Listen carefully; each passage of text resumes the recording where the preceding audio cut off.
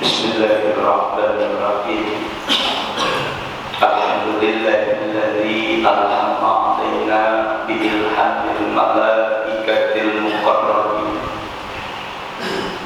wa akramana bi karamatil awliya'i wassalihin wa afhamana bi ulumil ulama'il 'amilin wa adkhalana fi zumratis sabiqin.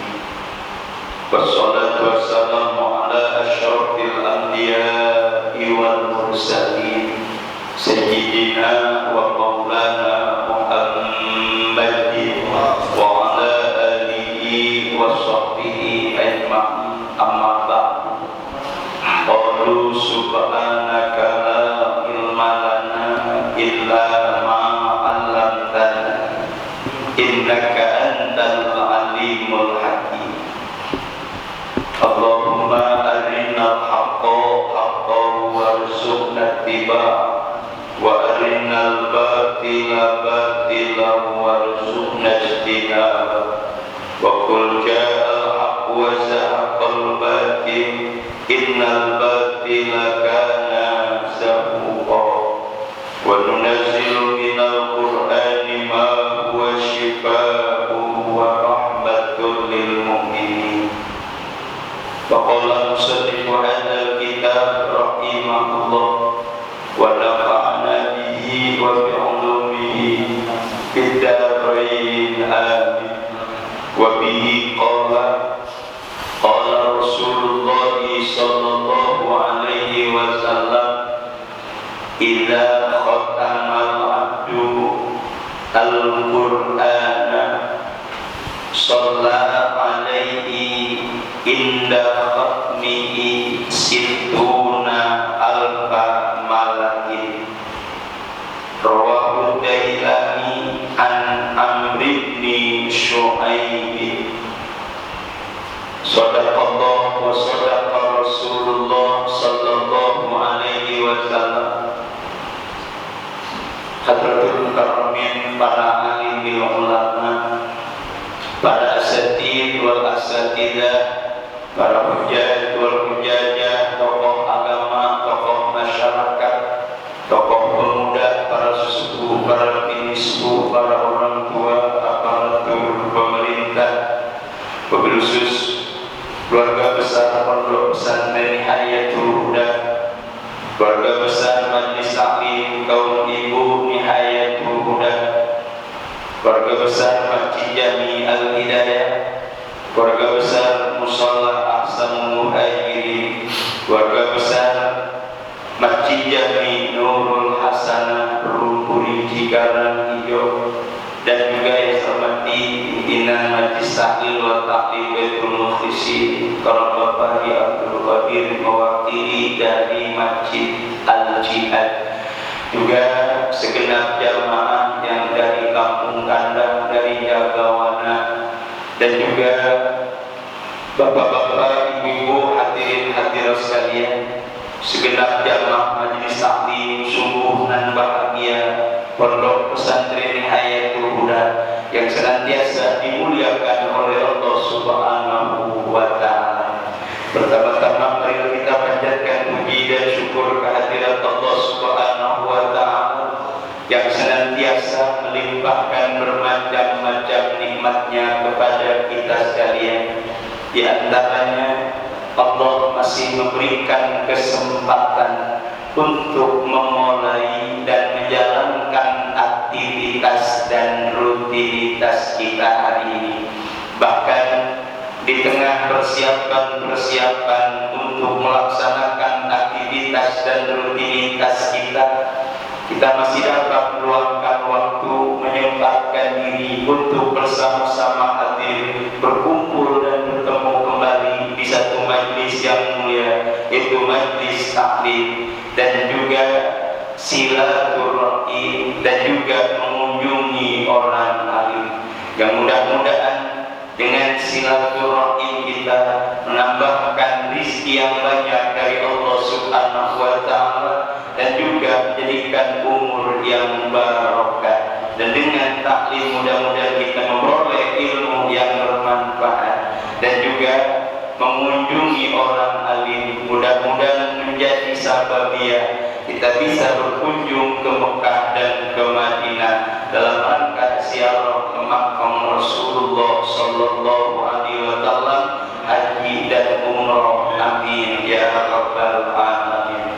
Shalawat dan salam semoga terlimpah curahkan kepada junjungan kita Baginda Agung Nabi besar Muhammad sallallahu alaihi wasallam bersama para keluarganya dan para sahabatnya dan juga para pengikutnya, yang mudah-mudahan kita semuanya tergolong umatnya yang telah mendapatkan syafaatul uzma darinya di yaumil qiyamah. Amin ya rabbal alamin. Bapak Ibu hadirin hadirat jamaah majelis taklim subuh dan bahagia yang dimuliakan oleh Allah Subhanahu wa taala. Mari kita lanjutkan kajian kita wabihi dan dengannya. Qala berkata oleh musannif, qala Rasulullah, telah bersabda oleh Rasulullah sallallahu alaihi wasallam, idza khatamal abdu, apabila mengkhatamkan oleh seorang hamba Al-Qur'an, akan membaca Al-Qur'an, sholat maka bersolawat alaihi atasnya, inda khatmihi ketika khatmul Qur'annya, situna alfa malakin oleh 60.000 malaikat. Rawahu Dailami, telah meriwayatkan akan hadis oleh Imam Ad-Dailami an Amr bin Syu'aib, dari Ammar atau Umar bin Syu'aib. Para bapak dan para ibu hadirin hadirat jamaah majelis taklim subuh nan bahagia Pondok Pesantren Ayatul Huda yang dimuliakan oleh Allah Subhanahu wa taala.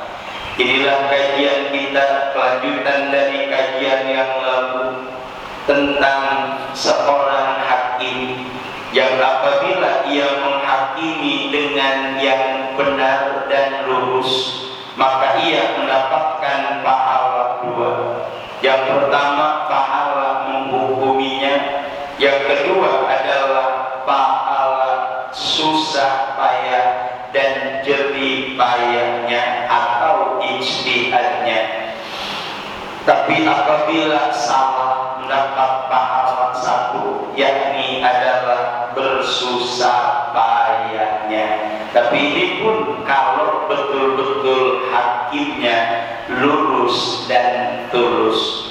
Maka kajian pagi hari ini Rasulullah Sallallahu Alaihi Wasallam lewat hadisnya mengingatkan kita dan sekaligus memberitahu dan memberikan kesemangatan apabila seorang hamba menghatamkan Al-Quran.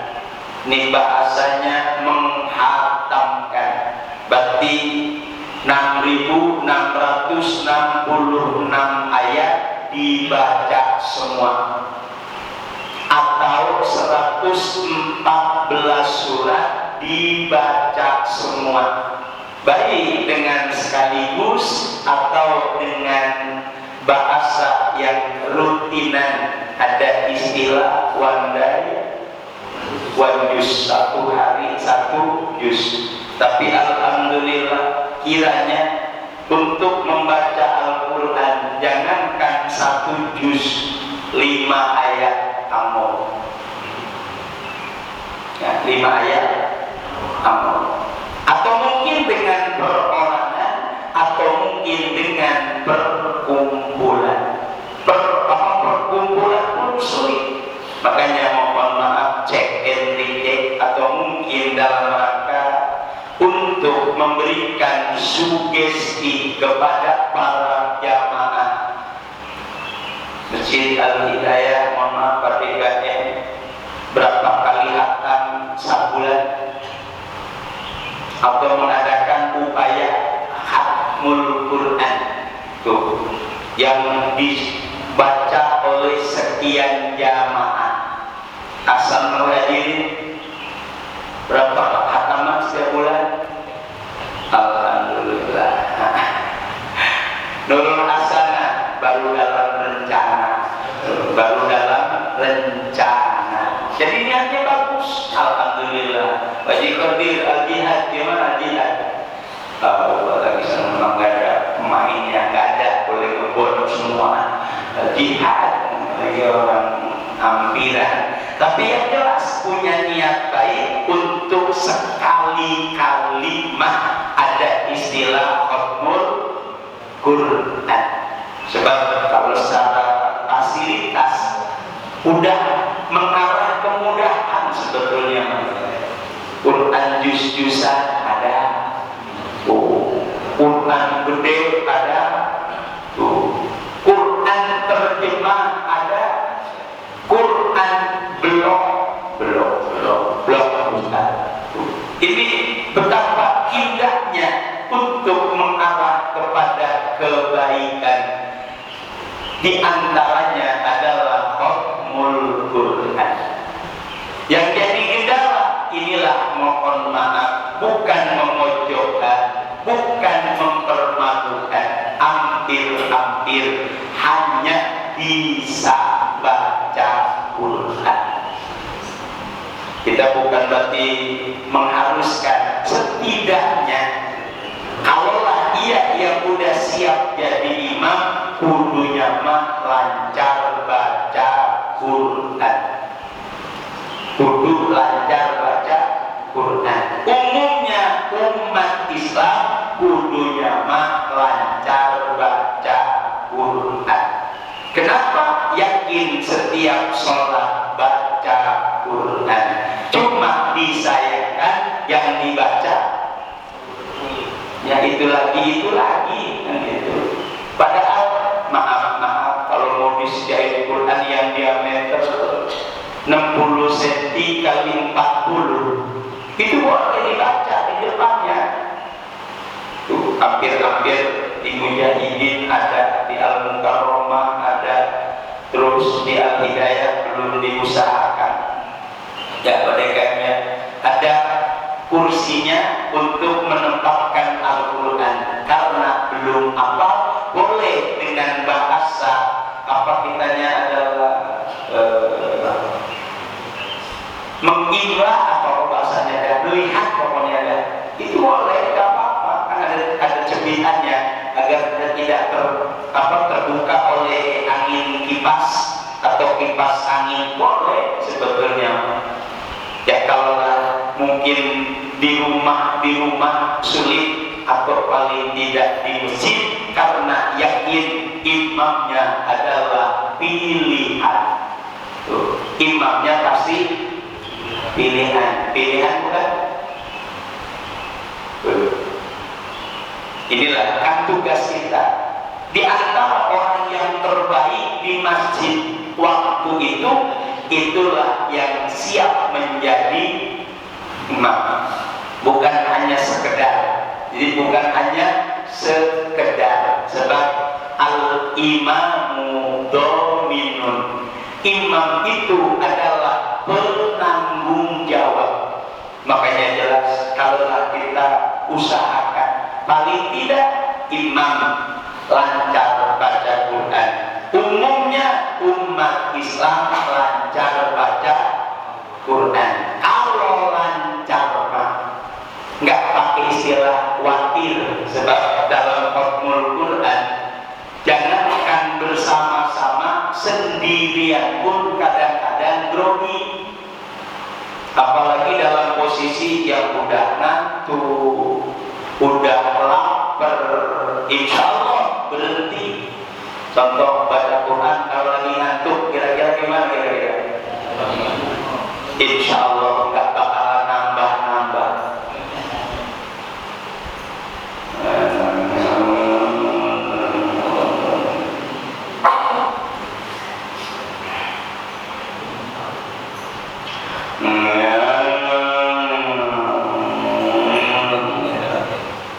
Nah ini gak bilang gendeng.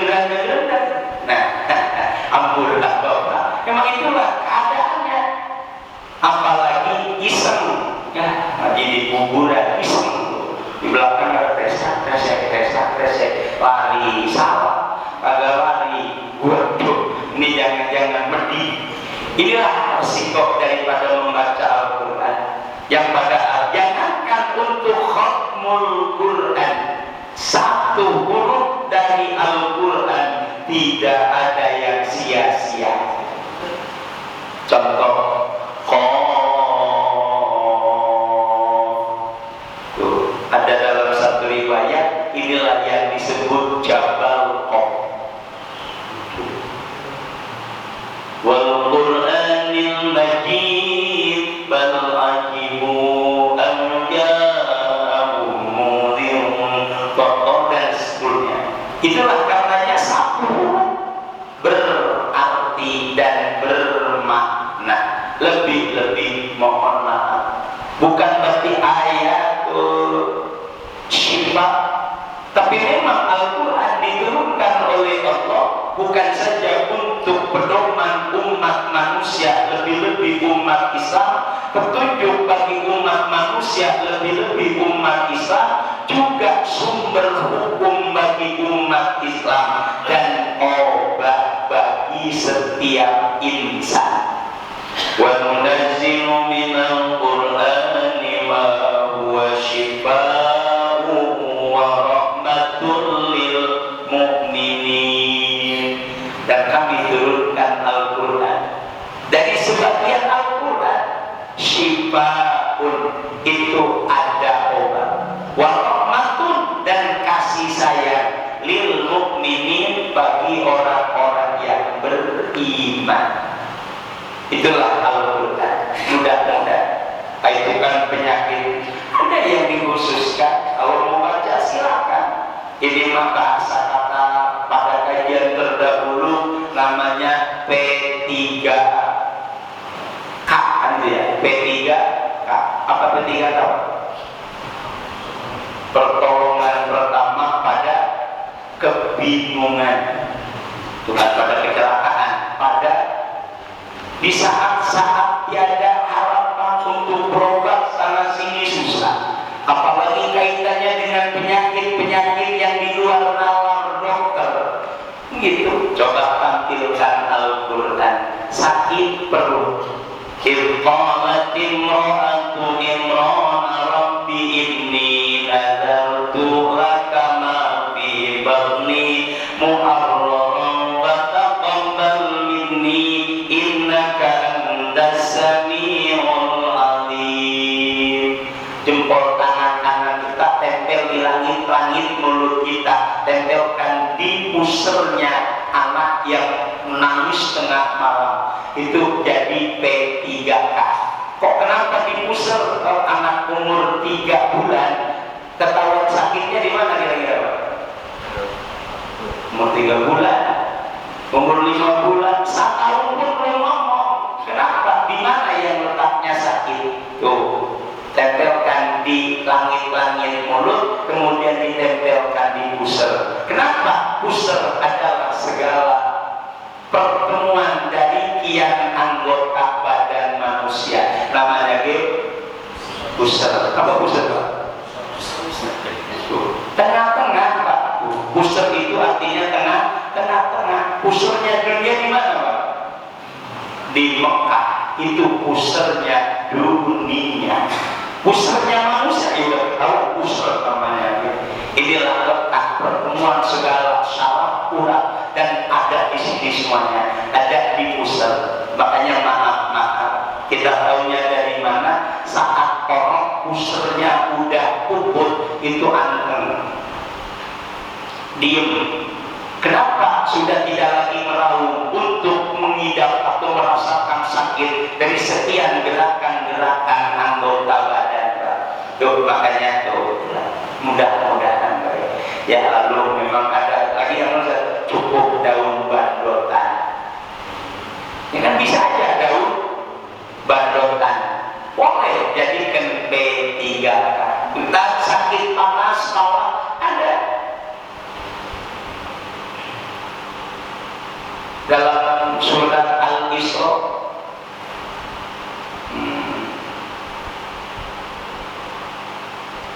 Wabil Qur'ani anzalna wabil Qur'ani wabil haqqi anzalna wabil haqqi nazal wabil haqqi anzalna wabil haqqi nazal. Itulah ya Allah, dengan kebenaran-Mu turunkan ya Allah, artinya turunkan panasnya orang yang dimaksud. Itulah ayat-ayat Al-Quran. Masih banyak lagi kalau mau kaji secara ayatan-ayatan.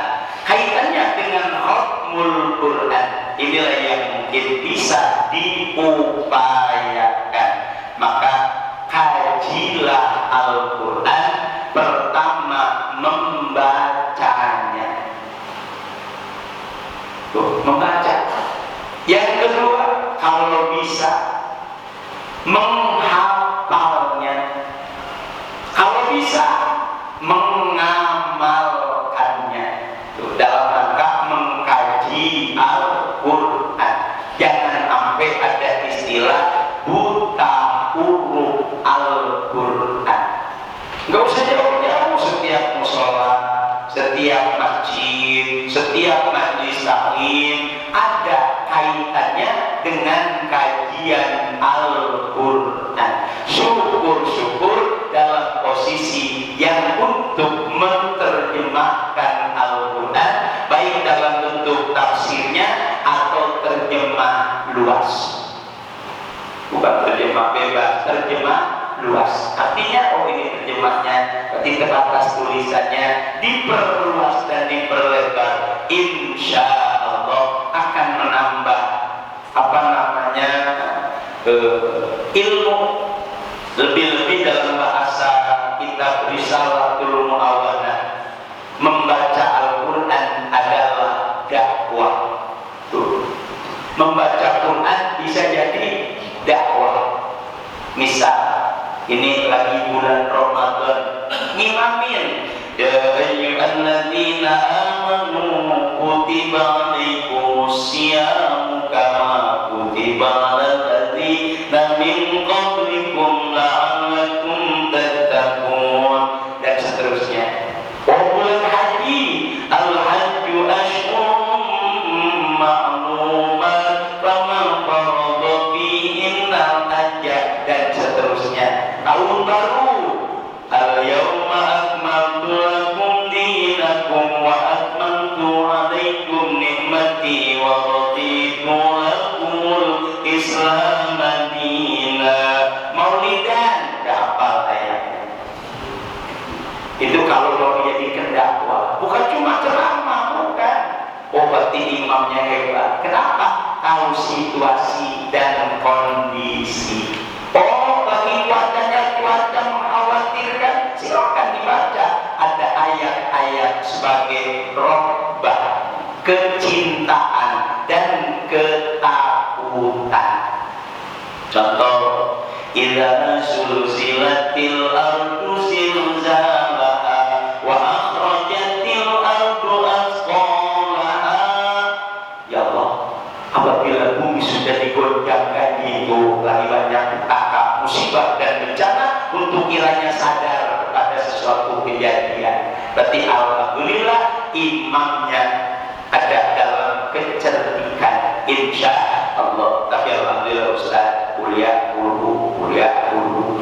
Atau mungkin yang sudah disunahkan oleh baginda Rasul, malam ini bacanya ini, malam ini bacanya ini. Kan dilakukan juga oleh baginda Rasul dalam baca Al-Quran. Tapi intinya, kalau bisa mayuk sabulan sekali khutmul Quran. Caranya mungkin maaf, ini mah bahasa sombongnya. Setiap kali kita mau khatam Quran, manggil orang. Caranya ada yang dari alif lam mim atau alhamdulillah, ada yang kawannya dari al-hakumul. Ini kalau kadang menghatamkan Al-Quran, bukan hukmul Qurannya. Jadi artinya tinggal untuk menutup. Boleh, tidak apa-apa. Tapi jangan sekali-kali langsung al-hakumul tamat. Jangan, itu mengada-ngada. Berarti artinya kita udah baca dari awal sendirian nih, begitu bulan akhir bulan udah tamat, udah. Sebab dalam satu riwayat, barang siapa yang khatmul Quran sunnah motong sapi, ya kan, sunnah motong. Nah kalau potong sapi kira-kira yang makan berapa orang kira-kira? Ya kan, ini orang Cikarang aja, ini orang Cikarang kulhu, ya kan, kita ngaji kuliah, udah tamat kuliah, nasi kuning itu nasi kuning, itu orang Cikarang tuh. Begitu lampion kunil, nasi uduk, hanya Bang Imam, ya Bang Imam gitu ya. Kuliah itu kan keramat, ya makanya kalau tamat langsung ngudu nasi kuning tuh, nasi kuning kuliah. Kalau apa lampion kunil, waduha, masya Allah, diundang semuanya. Gitu dulu mah waduha, karena mau boro-boro waduha, mereka salun aja kagak apa. Dulu kan gitu, oleh karena itu bagusnya. Lebih-lebih satu Quran tamat, ngundang semuanya, motong sapi. Sapi kagak punya, sapi tik. Ya kan? Sapi apa pitik Pak? Ayam kecil, itu namanya sapi tik gitu. Ya pitik, tiba pitik doang, apa apa? Yuk dipotong. Untuk apa? Untuk orang yang khatmul Quran. Dan barang siapa yang hadir di acara khatmul Quran, 60.000 malaikat bersolawat. Apa artinya solawat? Yang dikumandangkan oleh malaikat adalah memohonkan ampun untuk orang yang hadir di acara khatmul Quran. Kira-kira khatmul Quran untuk satu kali khatam berapa orang? Cuma 30 orang, ya kan? Cuma 30 orang. Tapi yang datang 60.000 malaikat. Kalaupun 4 kali Quran berapa orang? 120 orang. Itu masih kalah dengan malaikat. Lebih-lebih barang siapa yang dimohonkan ampun oleh malaikat, ghafarallahu dzunubahu kullah. Barang siapa yang dimintakan ampun oleh malaikat, diampuni dosa semuanya. Tuh, kita kan nggak bisa cuma hadir doang, insya Allah ke bawah, kemana? Ke surga. Jangan kita mau hadir doang, orang baca, tapi syukur-syukur dituntut untuk bisa baca Quran supaya jangan minder. Sebab kalau udah ada acara khatmul Quran, jelang ikut sono, pokok maka lancar. Lah maka lancar, yang penting mah dengerin aja, dengerin dia dapat pahala. Wa idza quri'al Qur'anu fastami'u lahu wa ansitu la'allakum turhamun. Ada jaminan dari Allah. Makanya seyogianya satu lembaga, satu organisasi, atau satu perkumpulan masjid mushola majelis taklim sesekali mengadain khatmul Quran. Siapa DKM saat ini? Siapa Irianto? Siapa Ustaz Sofyan senang dari Gunung Hijau? Bener. Kita datengin ya, akhirnya ada berapa tumpeng, nah, kita harus ada sebetulnya. Kenapa? Ini merupakan satu perkumpulan yang sangat istimewa. Lebih-lebih maaf. Ini yang nggak ada pelajaran Al-Quran, yang ada pelajaran kadang-kadang disuruh baca makuri, mau baca malu, masya Allah. Jadi ngaji, begitu disuruh baca, mau ngaji lagi, apa yang suruh baca Quran? Nah, suruh bener, nggak mau. Ini khawatir. Makanya Al-Quran, Bapak Ibu, kalaupun ada pengajian atau bacaan Al-Quran, untuk menyuruhnya rada-rada. Tuh. Besok kajian Quran satu-satu ya Bu ya. Mendingan kagak ngaji, gua mau menangis. Cuma kayak orang malu-maluin. Ini bukan malu-maluin, bukan. Justru nih kalau mau jujur, orang yang membaca Al-Quran kalau pantas mah jadi nabi. Tuh, Dalam satu riwayat nikmah diwahyukan Al-Quran kalau kita mati baca Quran. Ini kalau bahasa aslinya mah orang yang baca Quran kalau pantes mah jadi nabi. Oh jangan ngaku nabi. Kalau pantes mah jadi nabi, bukan ngaku nabi, bukan ngaku nabi mah boro-boro orang kagak sembahyang ngaku nabi. Ini mah orang yang baca Quran kalau pantes mah jadi nabi. Kenapa nabi diturunkan Al-Quran? Kita pun baca Al-Quran, cuma jauh di sana nabi mah diwahyukan. Kalau kita mati bacanya pun belepetan. Hampura deh, bukan melokin, bukan. Masya Allah, lebih-lebih kalau kita kaji dari mulai hukum ta'awud, bismillah, waqaf dan wasol, kemudian hukum nun mati dan tanwin, ahkamul mamdud dan sebagainya. Itulah penyempurna membaca Al-Quran. Tapi yang jelas inilah sebagai penyemangat Bapak, Ibu dan Saudara. Coba yuk buktikan untuk membiasakan mengkhatmul Quran, menghatamkan Al-Quran. Sebab ada istilah bisa karena biasa. Jadi ada istilah bisa karena biasa. Tinggal pilih, bisa dulu baru biasa atau biasa dulu baru bisa. Terserah itu mah gitu. Ya kan? Bisa dulu jadi biasa, biasa dulu jadi bisa. Kenapa? Maaf, zaman sekarang itu kalau bukan karena biasa gak bakalan paham. Kalaupun bisa, apalagi kagak bisa. Kalau jadi biasa, oh itu, oh bener, tuh baru tahu. Kenapa? Karena biasa. Mudah-mudahan biasakanlah membaca Al-Quran.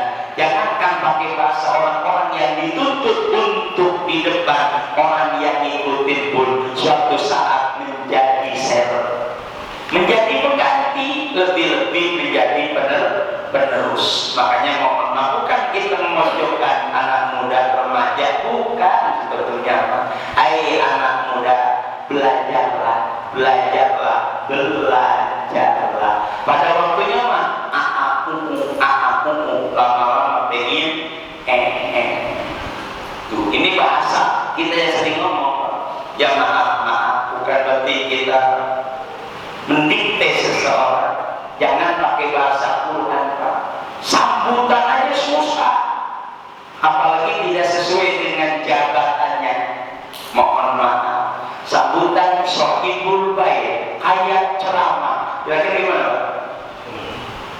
Sambutan setengah jam dewek, kayak ceramah. Itu berarti mudah melanggar aturan. Sambutan dari pejabat ini udah paham kemana juga salah. Kenapa? Tidak tepat sesuai dengan komponennya. Oleh karena itu semuanya belajar, bertanya. Cuma yang nanya udah kagak ada. Ninggal.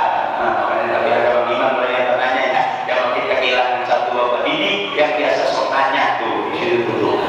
Pokoknya jadi kita bilang belajar, bertanya, yang nanya kagak ada. Udahlah nyari terserah dia kagak nanya lagi. Bapak Ibu dan Saudara, waktulah juga yang membatasi kita. Mudah-mudahan apa yang kita sampaikan ada hikmah dan manfaatnya, hanya doa yang menyertai kita. Terlebih-lebih inilah doa kita panjatkan kepada Allah untuk jamaah kita yang telah dipanggil oleh Allah.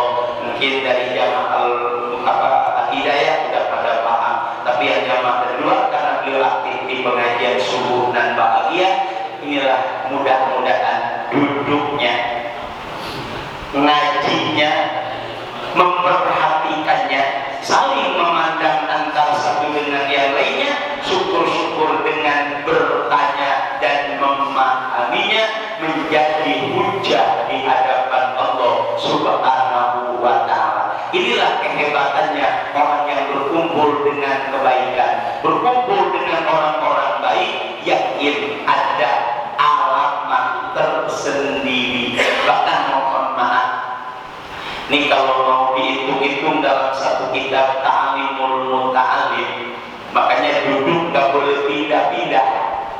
duduk nggak boleh pindah. Beda dengan sholat. Kalau sholat boleh besok di sini, pindah lagi nggak sholat sudah di sini, bilang sholat boleh, itu kalau sholat.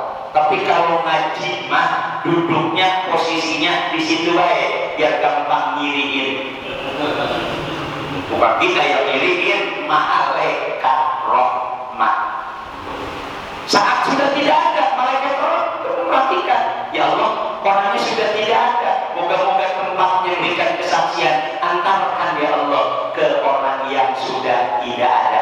Itu keutamaannya majlisnya orang-orang lain, majlisnya orang-orang soleh. Tapi juga sama, biasa nongkrong di pos ronda, malaikat juga nanyain. Yang biasa nongkrong di pos ronda kemana? Kata malaikat yang mengantar bagiannya, wah orangnya udah tinggal, kirimin. Oleh siapa? Kiriman. Ya kan, dikirimin oleh kirimun. Karena dapat kiriman gitu. Jadi kirimun dapat kiriman yang dikirimin. Jadi kirimun kirim. Ada satu kiriman, dia lain, ini mah bahasa gaul. Tapi yang jelas kalau tempat baik malaikat rahmat menengoknya, karena tidak ada, diantarkan oleh malaikat rahmat pahala yang kini ada dalam pengajian. Itu kehebatannya Pak. Mudah-mudahan almarhum Bapak Idi bin Bapak Haji Abdul Syadli mudah-mudahan dikuatkan, ditetapkan iman Islamnya, diterima amal ibadahnya, diampuni segala dosanya, serta dilapangkan dan diterangkan alam kuburnya dijadikan raudhah min riyadil jannah. Dan juga almarhumah keluarga kita yang kini ada di alam barzah, lantaran kita ngaji, insya Allah antarkan ampunan mereka, lantaran keluarganya ada yang hadir di pengajian. Bapak, Ibu dan Saudara, tiada henti-hentinya kita berdoa kepada Allah untuk meluruskan diri kita, pasangan hidup kita, anak-anak kita, menantu, cucu-cucu kita, semuanya ada dalam satu gerbong, semuanya ada dalam satu kebaikan. Kalau jadi hambatan Abdurrahman, ini perlu kita sampaikan, sebab kalaulah satu keluarga bagus semua, perjalanannya insya Allah indah. Tapi kalau ada yang menjadi penghalang, inilah gara-gara tuh, istrinya ahli ibadah, suaminya kurang, ini jadi penghambat. Suaminya rajin ibadah, istrinya ada, menjadi penghambat. Suami istri bagus, putra putri kurang tapi menjadi penghambat, apalagi menjadi penghalang segala apa yang kita inginkan. Na'udzubillah ini tadi. Artinya tuh putuslah mata rantai yang dulu ada di keluarga orang-orang tua kita, jangan sampai diteruskan, lebih-lebih diwariskan kepada anak cucunya. Kalau wariskan harta, wariskan kebaikan, itulah akan terjadi doa. Tapi kalau hal-hal yang maka jadi madharat, ya Allah, putuskan mata rantai dari dosa-dosa orang terdahulu, jangan sampai berlanjut ke anak cucu. Amin ya rabbal alamin. Doanya seperti apa? Sudah pada paham. Oleh karena itu mari kita sering-sering baca ayat Bismillahirrahmanirrahim. Rabbi auzi'ni an ashkura nikmataka allati an'amta alayya wa ala walidayya wa an a'mala sholihan tardahu wa aslih li fi zurriyati inni tubtu ilaika wa inni minal muslimin. Ala hadina wa kullatin sholihah wa la